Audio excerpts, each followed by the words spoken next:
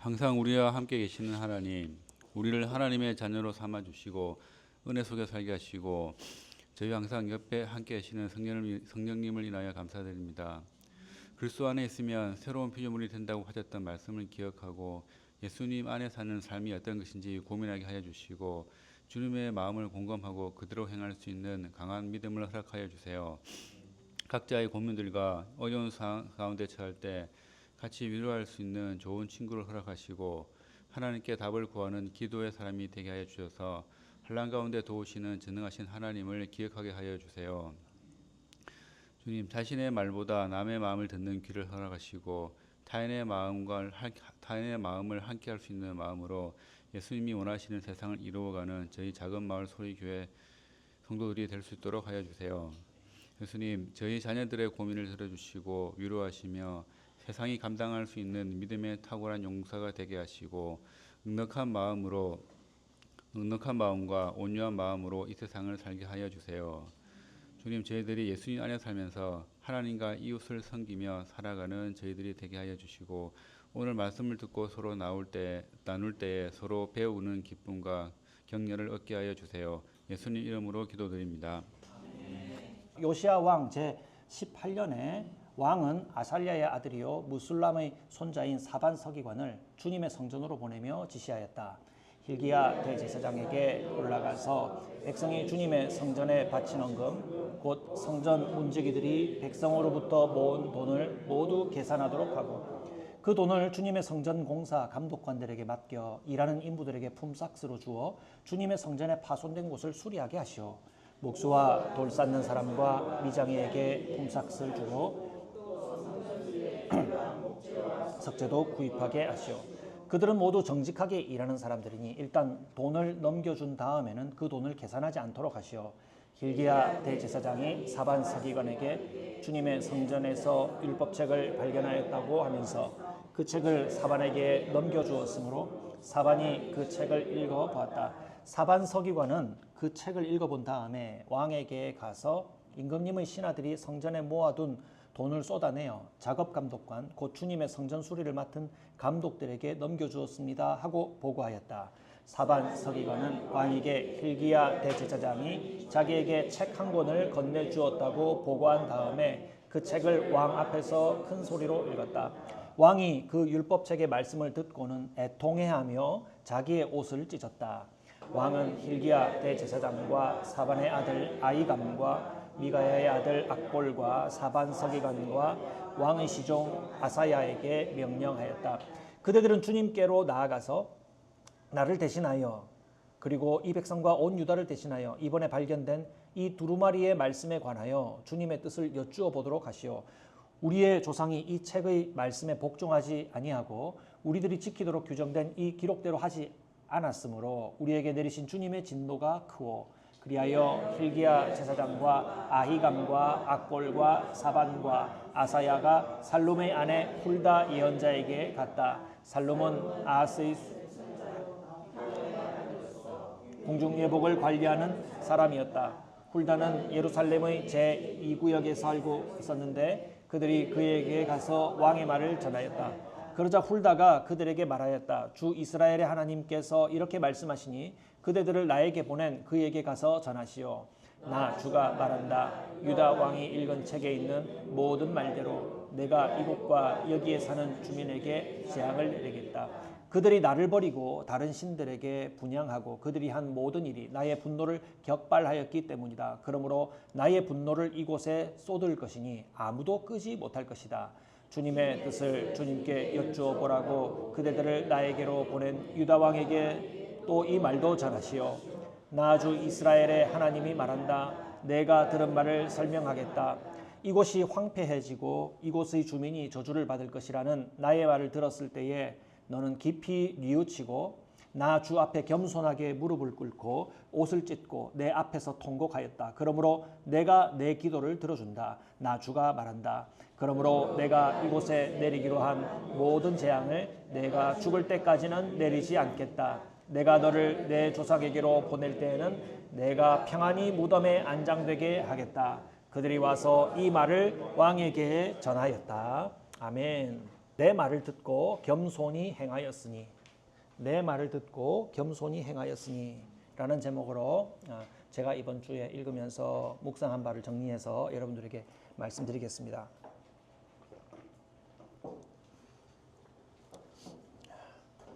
여러분 곁에 올바르게 결정하기 위해서 항상 상의하는 좋은 사람이 있습니까?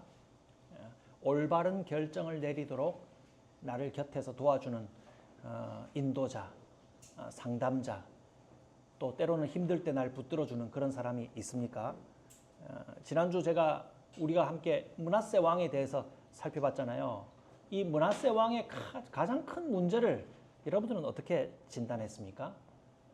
딱 떠오르는 것이 그냥 우상 숭배 많이 했다, 하나님의 성전을 망가뜨렸다, 뭐 이런 거 떠오르는데요. 보다 근본적인 이 사람의 문제는 저 개인적으로 어떻게 진단했느냐면, 자신에게 이익이 된다면 무엇이든 하는 사람. 이거 참 무서운 결심입니다. 나에게 이익이 된다면 난 무엇이든 할 수 있어.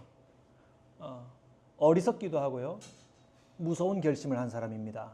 그런데 그 사람의 자리가 남유다, 이스라엘은 우리가 잘 알지만 남유다 잘 모르죠. 남쪽에 있는 지방 한 유다의 왕이었어요. 예루살렘의 왕이었습니다. 그리고 왕은 그 영향력이 자기가 다스리는 모든 백성들에게 미치죠. 사람들을 돌보고 지켜주는 역할을 하는 사람이에요. 그런데 내게 이익이 된다고 여기면 뭐든지 난 할 수 있어 라고 하는 지도자는 참으로 무서운 지도자입니다. 실제로 그 므낫세가 통치하는 기간에 백성들의 삶을 여러분 한번 상상해 보세요. 어떠했겠습니까?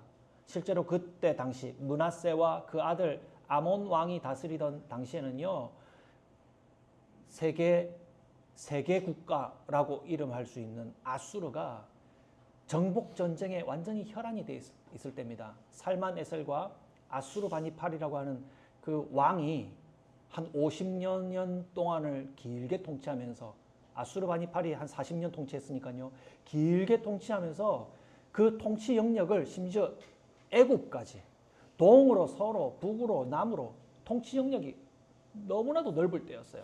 결국에는 너무 통치 영역이 넓어서 많은 전쟁을 감당을 못해서 엄청난 전성기를 누리다가 갑자기 멸망하게 되는 게 아수르거든요. 예. 그러니까 전쟁의 최전성기의 시간 동안 므낫세와 아몬 왕이 유다의 왕이었어요. 그런데 여러분, 아수르의 속국과 같이 전락되어 있는 므낫세의 나라가, 아몬의 나라가 나한테 이득이 되면 내 백성들 상관하지 않아. 난 뭐든지 할 수 있어. 나만 살면 돼. 내 재산만 많아지면 돼. 내 왕국만 지켜주면 돼. 라고 판단했을 때 그 백성들의 삶은 얼마나 고단했겠습니까?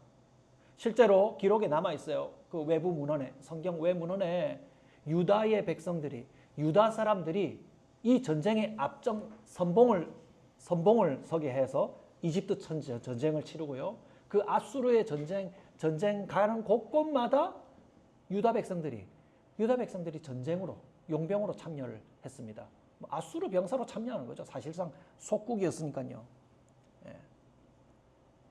여러분, 그 므낫세의 아들도 마찬가지예요. 아몬 왕도, 아버지는요, 역대하 33장을 보면 그의 통치 후반부에 회개합니다. 하나님 앞에 회개해서 자기가 세운 우상도 다시금 부수어서 없애고 하나님을 섬기는 제사를 회복하려고 애를 쓰고 회개를 하거든요. 예, 뭐 그 과정을 다 설명하면 기니까요. 그런데 아몬 왕은요, 아버지의 그 말기에 회개한 걸 본받지 않고요, 아버지가 아주 악랄하게 했던 그 시절, 악하게 했던 시절, 나쁜 거를 본받아서 아버지가 망가뜨린 우상을 다시 세워서 하나님의 마음을 고통스럽게 한, 분노케 한 왕이 되었습니다. 자, 제가 이야기하고 싶은 것은 이겁니다. 여러분, 요시야 왕의 기록들을 읽었죠? 요시야 왕은요, 유다라는 나라의 말기에 마지막 큰 부흥을 이끈, 나라의 부흥, 종교적인 부흥을 이끈 훌륭한 왕이거든요. 므낫세와 아몬 같이 나한테 이기면 나 백성들 상관없어. 내 왕국만 지켜주면 돼. 나한테 재산만 많아지면 돼. 내 가족만 지켜주면 돼. 이런 것만 따졌던 왕이었는데 그 아들 요시야가 어떻게 나올 수 있었을까요? 그 악한 아버지, 그 위에 대단한 므낫세 할아버지를 두고 있는 요시야가 오늘 말씀을 보면 8세에 오늘 제가 함께 읽지 못했네요. 1, 2절 안에 들어있는데 8세에 왕으로 즉위해요. 8세에 왕이 된 요시야가 어떻게 선한 왕이 될 수 있었을까? 올바른 왕이 될 수 있었을까? 심지어 표현이 어떻게 되어 있습니까?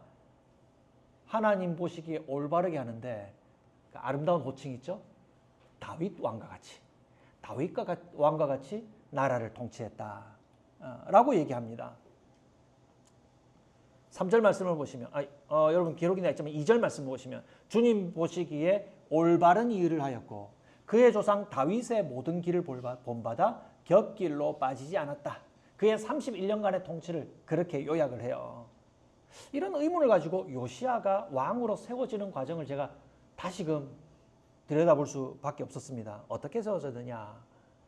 므낫세가 죽고 난 다음 그의 아들 아몬이 왕으로 즉위하게 되거든요.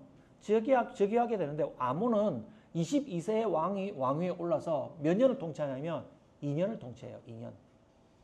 2년을 통치하는데 2년밖에 통치하지 못하고 어떻게 물러납니까? 신하들의 반역으로 죽임을 당해요. 그게 여러분 우리가 읽었던 22장 앞에 21장 그 마지막 단락에 아몬 왕에 대한 기록에 들어가 있습니다. 여러분 반역이라고 하면 어떤 겁니까?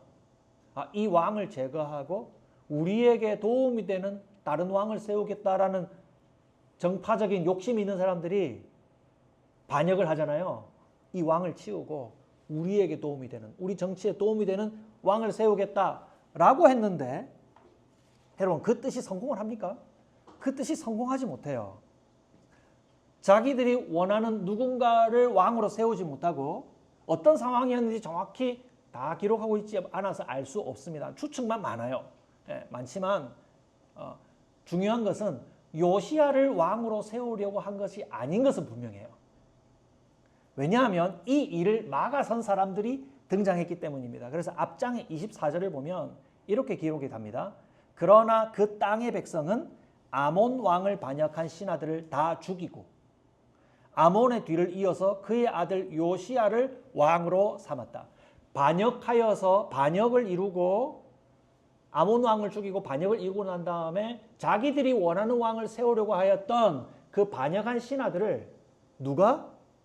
그 땅의 백성들이 그들을 다 죽여서 그들의 계획을 실패로 돌아가게 한 다음 누구를 다시 왕으로 세웁니까? 아몬의 아들 요시야를 다시 그 왕자리에 올리게 되었다. 이렇게 얘기합니다. 이 일을 한 사람이 누구라고 기록합니까? 그 땅의 백성들. 개혁판 성경에는요, 그 국민들 이렇게 돼 있어요. 그 국민이 이렇게 있습니다. 국민. 근데 이제 저는 요 세번역 성경이 좀 더 원문에 가깝다 생각합니다. 본래 의도에 가깝다고 생각합니다. 국민하면 그냥 나라 정체성만 갖고 있는 사람들이잖아요. 그런데 그 땅의 백성들 하면은 땅이라고 하면은 떠올릴 수 있는 것이 그 땅에 하나님이 주신 약속들이 있잖아요. 그래서 저는 이 땅의 백성들이라는 표현이 더 좋습니다. 다윗의 자손의 나라가 다른 혈통으로 끊어져서 다른 나라가 될 위험, 자기 이익 때문에 이스라엘 백성 아니어도 돼. 외국 사람이라면 아수르의 뜻에 이 나라를 더 맞게 이끌어갈 수 있어. 아수르의 뜻에 딱 맞게 이 나라를 잘 통치해서 우리도 이익을 얻고 우리도 평안할 수 있어. 라고 하는 정파적인 이익, 자기들의 이익을 따라서 앞세워서 반역한 그 사람들의 뜻대로 되면 그 나라는 어떻게 됩니까? 이제 더 이상 다윗의 나라가 안 되는 거예요. 다윗의 혈통이 끊어져 버리고 더 이상 하나님의 나라가 될 수 없는 그 위기에서 안 돼. 이 사람들의 뜻을 막아서자. 라고 하면서 나섰던 사람들. 그 땅의 백성들. 하나님 보시기에 또 악한 왕이 세워져서 이 나라가 이 나라에 있는 백성들이 괴로움에 다시 빠지지 않도록 이 모든 일들을 왕이 세워지는 일과 왕이 통치하는 일들을 살피고 관여하는 백성이 있었다는 사실을 제가 읽게 된 것입니다. 저는 이 사람들의 영향력이 어린 8살밖에 되지 않는 요시야를 왕자리에 올렸고요. 그리고 이 요시야가 어린 시절과 청소년 시절, 청년에 이르는 올바른 왕이 될 때까지 요시야를 잘 살피고 이끌어 주었다고 생각합니다.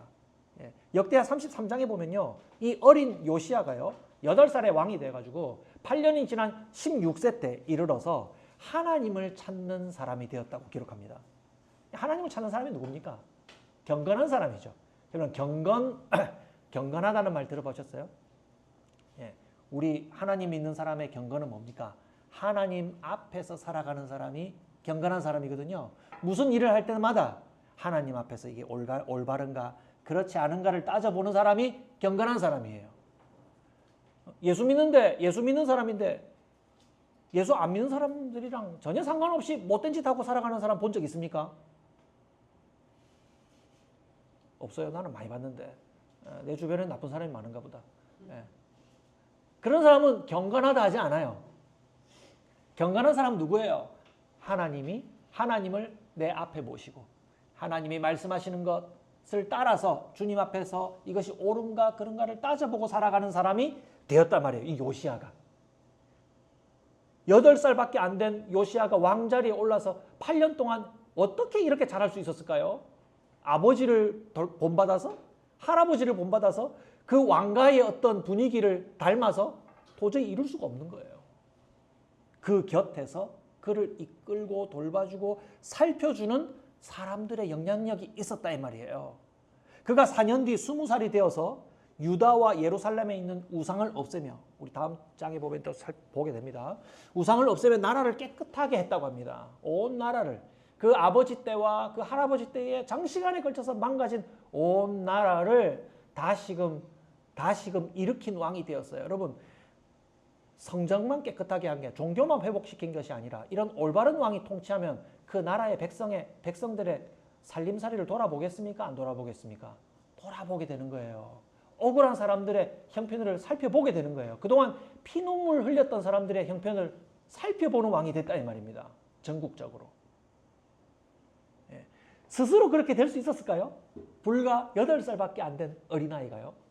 어린아이가 왕자리에 올라서 청소년기를 지나 청년이 되어서 26세에 이르러 비로소 성전을 고치는 일을 하게 되기까지 스스로 그렇게 되었을까요? 그렇지 않다고 생각합니다. 이것은 그 땅의 백성들이라고 익명으로 다수의 무리로 표현되어 있는 그 사람들이 아직 경건한 사람들로 남아 이 땅에 다윗의 혈통이 유지되어 하나님의 나라가 이렇게 올바르게 이루어져야 된다라고 살펴보고 관여하고 그 믿음을 가지고 용기를 내는 사람들이 있었다 이 말입니다. 오늘 본문의 3절 말씀을 보시면요. 그의 통치 제18년 18번째 해에 몇 살이 됐을까요? 26살이 됐죠. 26살 되었을 때에 성전을 고치라고 명령합니다. 온갖 우상으로 더럽혀지고 망가진 성전을 깨끗하게 고치는 것입니다. 자, 이건 뭐 건축 잘해라는 그런 기본적인 의미가 아니라 하나님을 섬기는 신앙은 다른 우상을 허용하지 않아요. 그래서 이것은 종교적인 의미뿐 아니라 정치적인 의미도 담겨 있어요. 그래서 하나님만 섬기겠다라고 결정을 내리고 성전을 고친다는 소문이 아수르 왕에게 미치면 어떻게 될까요? 아니, 우리에게 등졌다고? 더 이상 아수르가 섬기는 신을 안 섬긴다는 말이야? 하면서 너희들이 종교적으로 독립을 한다는 것은 우리를 배반한다는 말이지. 아수르의 영향력에서 너희가 벗어나겠다, 독립하겠다는 말이지. 라는 무서운 선언에 해당하는 말이에요. 하나님을 존중하고 아수르를 버리겠다. 아수르가 주는 이익을 버리겠다. 라고 하는 용기 있는 선언이 되는 겁니다. 그동안 아버지 때와 할아버지 때에는 장장 57년? 60년에 가까운 시간 동안 이익이 된다고 하면 아무 신이나 따르는 기나긴 세월이 지났습니다. 그러나 이제는 마땅히 섬겨야 할 하나님만 섬기겠다고 하는 결정이에요. 이익이 된다고 하는 것이 아니라 마땅한 일을 하는 사람, 올바른 왕이 된 것입니다. 저는 이 요시야의 훌륭함의 면면들을 다 살펴보기에 앞서서 그것은 다음 장에도 우리가 이어갈 수 있으니까요. 요시야가 올바른 사람이 되게 한 사람들을 생각을 많이 했습니다. 요시야가 스스로 타고난 훌륭함으로 올바른 일을 행하는 것이 아니라고 생각합니다. 다윗의 자손이 끊어질 위기에서 그를 지키려고 용기를 낸 사람. 여러분, 이 일은 보통 목숨을 거는 일이거든요. 칼날 앞에 몸을 갖다 대면서 마주 서야 했던 사람. 무서운 무기 앞에 나를 쏘고 가라. 나를 찌르고 가라. 쏘고는 안 되겠네. 활도 있네. 나를 죽이고 가라. 라고 하면서 온몸으로 맞선 사람들이 있어야만 할 수 있는 일을, 그 일 앞에 의로운 마음을 가지고 왕궁을 찾아가서 나쁜 일을 도모하는 사람들을 막아섰던 무리들이 있었기 때문에 이것은 가능한 일이었다 이 말입니다. 용기를 내어 올바른 일을 하도록 왕이 자라는 기간 동안 그를 잘 지켜주었어야 했겠죠. 왕이 8살 된 왕이 무슨 힘이 있어요. 이제 청소년 나이 정도 되는 왕이 무슨 힘이 있어요. 돌보는 사람이 필요하잖아요. 목숨 걸고 정적들에게서 지켜주고. 여러분, 왕의 목숨이 얼마나 쉽게 해함을 받습니까? 그죠? 먹는 것이나 어디 행차하는 것이나 그 모든 일들을 다 살펴주는 사람들, 격려하고 힘이 되었던 큰 무리들, 성경에 기록된 것, 그 땅에 백성들이 있었기 때문이라고 생각합니다. 여러분 곁에는요, 올바른 길로 나아가도록 지켜주고 격려하는 사람들이 있습니까? 언젠가 우리 나눔한 적 있죠? 내 곁에는 나를 좋아해주는 사람만 많아. 뭘 해도 내가 잘했다고 칭찬해주는 사람만 많아. 여러분, 그런 사람은 올바르게 자라기가 쉽지 않아요. 뭐 이렇게 용기가 많이 생기긴 하겠죠. 틀린지 모르고 잘못된지 모르고 그냥 용기만 많이 가지게 되는 겁니다.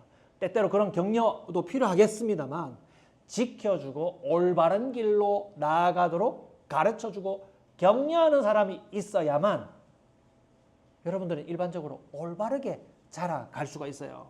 여러분 주변에는 그런 분들이 있습니까? 여러분들이 속한 여러분들의 가족, 여러분들의 친구 관계가 너 예뻐, 너 다 잘했어, 네가 했으면 다 오라, 이게 아니라 옳고 그름을 따져주면서 올바른 길로 갈 수 있는 좋은 상담자가 되기를 바랍니다. 둘도 그런 좋은 친구가 되길 바라요. 너 예뻐, 네가 했으면 다 오라, 네가 하면 다 맞지.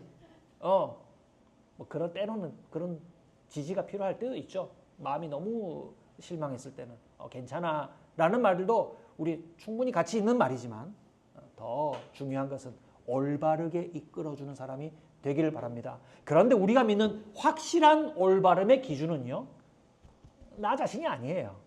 나 자신이 아니에요. 그거는 늘 헷갈려요. 내가 봤을 때 그거 맞는 것 같은데 라는 정도의 조언밖에 할 수 없어요. 여러분, 확실한 올바름의 기준은 무엇입니까? 그것은요, 우리의 존재를 알고 계신 하나님이에요. 온 세상을 만드시고 모든 도덕률을 정하시고 옳고 그름에 대하여서 알고 계신 하나님의 기준에 따라서 조언해 줄 때 우리가 나의 가족, 나의 친구, 나의 이웃을 올바른 대로 이끌 수 있다고 합니다. 여러분, 그 기준을 뭘로 삼으실래요? 내가 곰곰이 생각해 보니까 그게 맞아. 그렇게 하실래요? 뭘 가지고 그걸 믿어요? 확실한 올바름의 기준은 온 세상과 우리들, 사람을 만드신 하나님의 말씀의 기준을 가지고 올바르게 인도하는 사람. 오늘 말씀에 요시야를 세운 그 땅의 백성들도 하나님의 약속의 말씀을 붙들고 무엇이 올바른 것인지, 무엇이 이 나라를 살게 하고 이 사람들을 살게 할 것인지를 분별했던 사람들. 그 사람들이 요시야를 세우고 지켜주고 가르치고 자라게 했다라고 믿습니다. 여러분, 이 올바른 기준을 가지고 서로를 옳은 데 이르도록 돕는 사람들이 누구입니까? 저와 여러분이에요.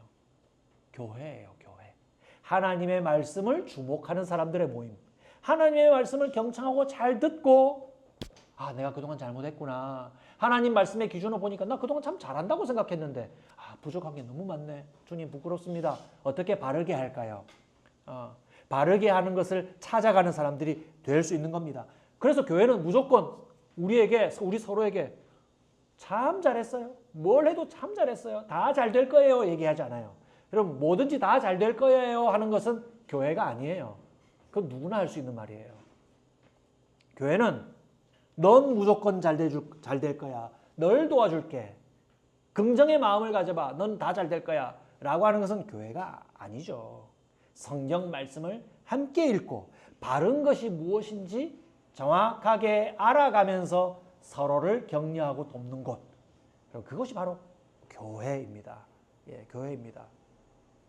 힘든 일을 겪었을 때에도 그것이 어떻게 그들에게 그 사람에게 힘든 일이 되었는가를 하나님의 말씀의 기준에서 찬찬히 살펴주면서 위로해 줌과 동시에 올바른 길이 무엇인지를 잘 상담해 줄 수 있는 것, 잘 안내해 줄 수 있는 것 누굽니까? 바로 저와 여러분들입니다. 우리가 그런 사람들이 되기를 바랍니다. 여러분 성전을 고치다가 hil기야 대제사장이 주님의 성전에서 뭘 발견했다고 외칩니까? 율법책을 발견했다고 서기관에게 알려줍니다. 사반 서기관에게 알려줍니다. 이 율법책은 무엇이냐면 역대하 34장 14절의 기록을 보면 좀 더 상세히 기록하는데요. 모세가 전한 주님의 율법책이랍니다. 우리 성경에서 이 모세가 우리에게 전해준 5권의 책이 있죠. 창세기부터 5권, 창출, 레민신. 예. 머리가 나쁜 사람은 앞에 글자로 외우잖아요. 창출, 레민신 5권의 책. 모세 오경이라고 하죠. 저는 아마 그 모세 오경을 발견했다고 저는 생각합니다. 그 모세 오경 중에 특별히 주목한 구절들은 신명기의 모세의 설교겠죠. 모세의 설교가 담겨 있는 신명기의 말씀에 특별히 더 주목했겠죠. 왕은 이 책을 서기관 사판에게 낭독하게 합니다. 그리고 그 내용을 애통해하면서 왕은 듣고 왕복을 찢었습니다. 아이고 그 비싼 왕복을 왜 망측스럽게 찢어? 이게 이 문화를 모르는 사람은 옷을 왜 찢어 하는데 그 옷을 찢는 행위는 슬픔과 애통함이 극에 달했다는 겁니다. 절망했다라는 것을 표현하는 그 표현입니다. 예. 그래서 하나님 앞에서 저는 완전히 절망했습니다. 하나님 앞에서 완전히 좌절했습니다. 하나님 저를 도와주십시오라고 하는 표현입니다. 예. 자, 그럼 어떤 내용을 읽을게요? 하나님은 모세 오경을 보면 이스라엘 백성들이 하나님 앞에서 바르게 살아가면 복을 주신다라는 말씀도 기록하고 있지만 하나님이 가증히 여기시는 것, 우리 지난 시간에 살펴봤죠? 하나님이 정말 혐오하시는 것, 가증히 여기시는 그러한 일들을 했을 때는 그들을 가르치기 위해서 그들은 심히 하나님의 심판을 받게 될 것, 하나님의 징계를 받게 될 것을 예언하고 있기 때문입니다. 그건 저주라고 합니다. 저주의 말씀도 나란히 기록되어 있기 때문입니다.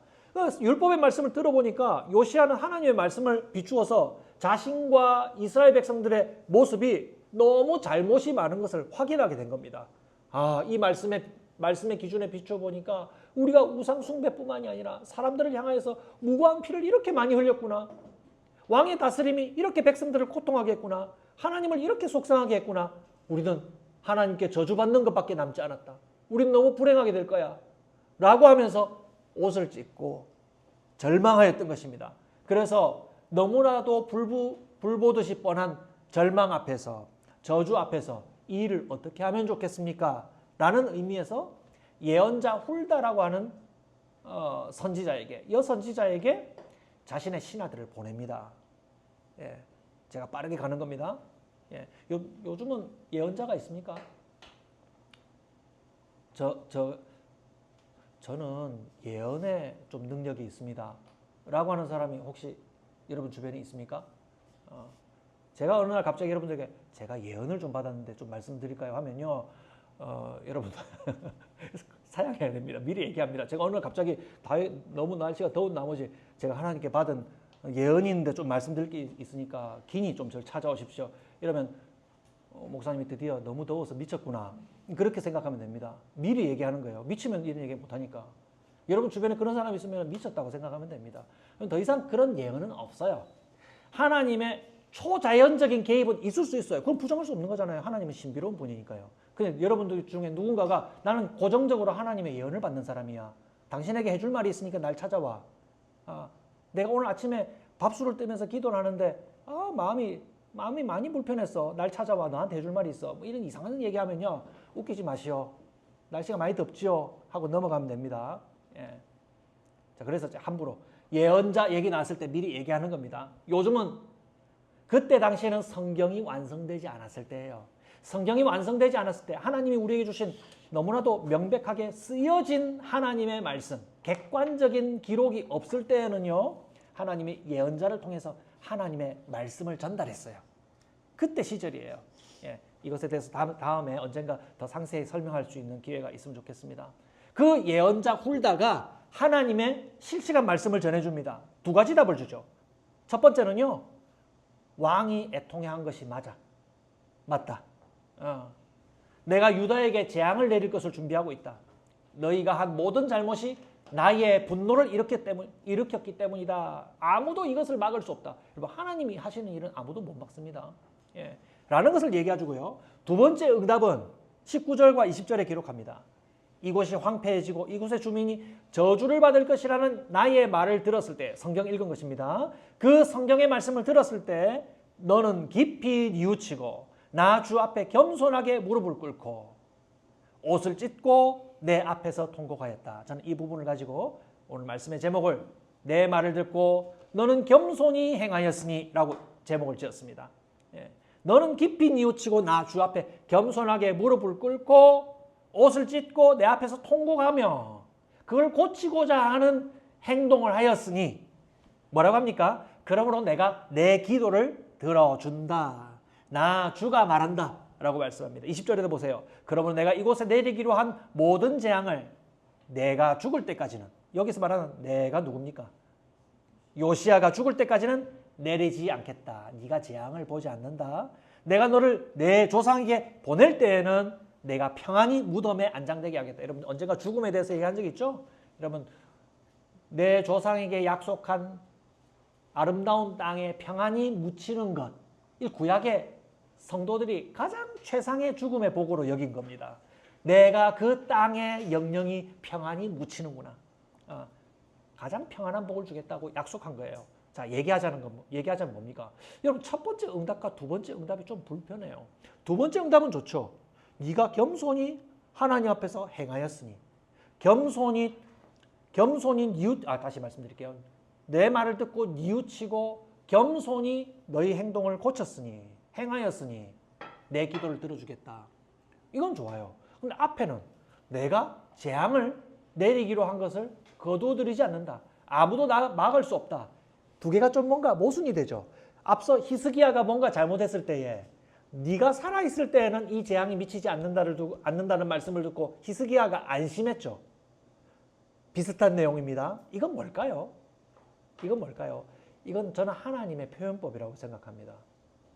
너희들 하는 모양을 보니까 너희들이 하는 행동들 이건 재앙받는 거야. 내가 말한 대로 너희에게 재앙이 미친다. 그러나 너가 지금 뉘우치고 겸손히 내 앞에서 행하고 있으니 네가 살아있을 동안, 뉘우치고 있는 네가 살아있는 동안에는 이 재앙이 너에게 미치지 않는다. 하나님 왜 이렇게 변덕스러워요? 하나님 변덕스럽습니까? 이때 우리가 그동안 읽어왔던 하나님의 말씀들을 좀 떠올릴 필요가 있어요. 여러분 사사기 말씀 우리 쭉 길게 살펴봤잖아요. 사사기 말씀을 볼 때 하나님은 재앙을 내리시는, 죄를 지었을 때 재앙을 내리시겠다 예고하시며 이스라엘 백성들을 가르치기 위해서 벌도 내리시지만 이스라엘 백성들이 뉘우치고 하나님의 이름을 부를 때 어떻게 하시는 분입니까? 속히 돌이키시는 분이었죠. 사사기 2장 할 때 하나님이 돌이키신다 라는 말씀을 여러분 들었던 기억이 날 겁니다. 이스라엘 백성들의 삶은 계속 그 반복이에요. 이스라엘 백성들이 뉘우치고 하나님 앞에 겸손히 그 행동을 고쳤을 때 하나님이 먼저 돌이키셔서 마치 기다리셨다는 듯이 돌이키셔서 그 백성들을 구원해 주시는 것이 하나님이에요. 그러니까 이 두 가지의 답변은 뭔가 모순되는 것처럼 보이지만 여러분 요시야의 아들이 나도 아버지의 옳은 길을 따라 저를 뉘우치겠습니다. 라고 결심하면서 하나님 앞에서 뉘우치고 겸손히 행하면 하나님이 돌이키실까요? 안 돌이키실까요? 돌이키시는 거예요. 돌이키시는 거예요.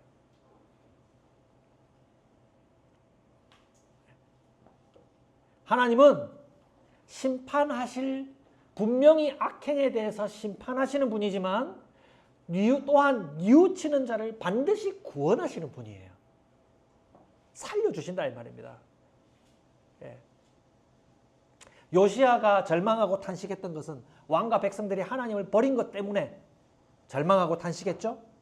이익이 생긴다고 하면 그냥 쉽게 하나님을 갖다 버리고 올바른 삶, 마땅한 삶을 내버린 거예요. 이거 우상숭배라고 말했던 거죠. 그런데 하나님의 응답은 무엇입니까? 뉘우치는 너희들을 나는 구원하겠다. 이런 점에서 이렇게 물어볼 수 있어요. 여러분, 하나님이 구하실 수 없는 절망이 있어요? 하나님이 구하실 수 없는 절망은 없어요. 이것만큼은 하나님이 해결하실 수 없어. 이것만큼은 하나님이 도저히 이 절망을 해결하실 수 없어. 하나님에게는 해결하실 수 없는 절망은 없습니다. 오늘 말씀의 제목처럼 네가 내 말을 듣고 겸손히 내 앞에서 행하였으니, 네가 경건한 자가 되었으니 내 기도를 들어준다. 너를 구원하겠다. 라고 응답하십니다. 말씀을 맺겠습니다. 여러분 곁에 올바른 삶으로 여러분들이 돌아서도록 도와주는 사람이 있습니까? 그런 사람은 참 복된 사람입니다. 여러분들의 귀에 올바른 얘기 많이 해주는 사람, 때로는 피곤하게 듣기 싫어도 곁에서 올바른 얘기를 많이 해주면서 바르게 이끌어주는 사람이 있습니까? 그 올바른 기준이 특별히 하나님의 말씀을 기준으로 하여 우리에게 올바른 삶, 마땅한 삶이 무엇인지를 알려주는 돕는 사람이 많다면 여러분 누구보다도 복된 사람임을 믿으시길 바랍니다. 우리 중에 어떤 사람이 이렇게 얘기할 수도 있어요. 저는 하나님 잘 몰라요. 예, 우리 가족 중에서도 곧잘 한 번씩 그런 얘기 하더라고요. 나는 믿음이 좀 없는 것 같아요. 믿음도 없는데 뭐 어떻게 하나님 잘 모르겠어요. 그런 사람이 가끔 있어요. 예, 그런 사람은 어떻게 할까요? 그런 사람들을 위해서 친구, 예수 믿는 사람, 친구, 하나님 앞에 올바른 것이 무엇인지 분별하며 살아가고 있는 좋은 사람들을 우리 곁에 두었다 이 말입니다. 그 사람들이 누구예요? 교회입니다. 교회. 교회의 도움을 받을 수 있습니다. 형제 자매들의 도움을 받아 함께 성경을 읽으며 어느 날 갑자기 내가 예언을 받았다 이런 얘기 안 하고 기록된 하나님의 말씀을 가지고 하나님의 분명한 뜻이 무엇인지 바뀌지 아니하는 기록된 하나님의 말씀을 가지고 올바른 길을 여러분들에게 안내해 줄 수 있습니다. 생명에 이르는 올바른 삶을 살아갈 수 있음을 믿으시길 바랍니다. 두 번째는 하나님이 구하실 수 없는 절망은 없습니다. 어떤 죄도 어떤 실패에서도 하나님은 저와 여러분들을 구원해 내십니다. 그들을 구원하실 수 있습니다. 우리를 죄에서 구원하시는 하나님의 방법은 무엇입니까? 구약의 성도도 어렴풋이 알았던 메시아이신 예수님입니다. 기름 부음 받으신 예수님을 의지하면 죄 없으신 하나님의 아들이 나의 모든 죄, 오늘 다 얘기하지 못했던 나의 모든 실패를 가지시고 십자가에서 죽으셨습니다. 그렇기 때문에 주님의 말씀을 듣고 겸손히 행하는 사람, 죄를 뉘우치고 주님 앞에, 주 예수님을 믿고 나아가는 그 모든 사람은 하나님의 사람들, 거룩한 주님의 사람들로 돌아서게 되는데 결코 실패할 수 없습니다. 올바른 삶, 생명의 삶, 영원한 삶으로 회복될 수 있다는 것을 믿으시길 바랍니다. 이와 같은 믿음을 가지고 우리 모든 일을 가지고 주님 앞에 나아가시는 저와 여러분들이 되시기를 주님의 이름으로 축복합니다.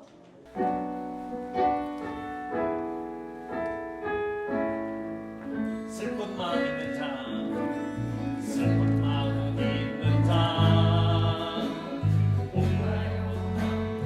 누구든지 부르시오, 누구든지 부르시오, 예수 이름 부르시오, 예수 이름 부르시오. 그 이름을 믿는 자, 그 이름을 믿는 자, 그 이름을 부르는 자, 그 이름을 부르는 자, 그가 어떤 사람이든, 그가 어떤 사람이든 그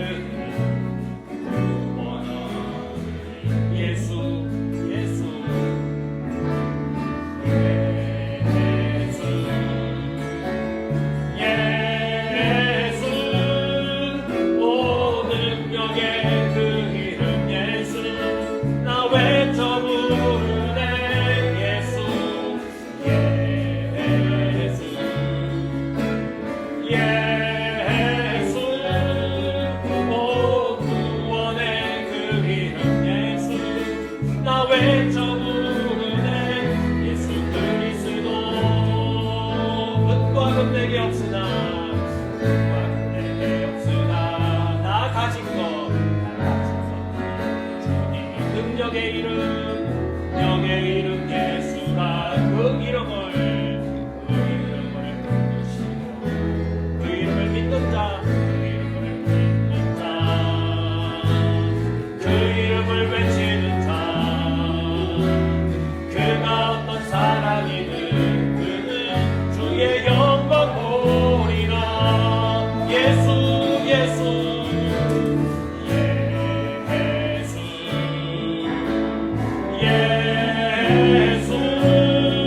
오 능력의 그 이름 예수 나 외쳐 부르네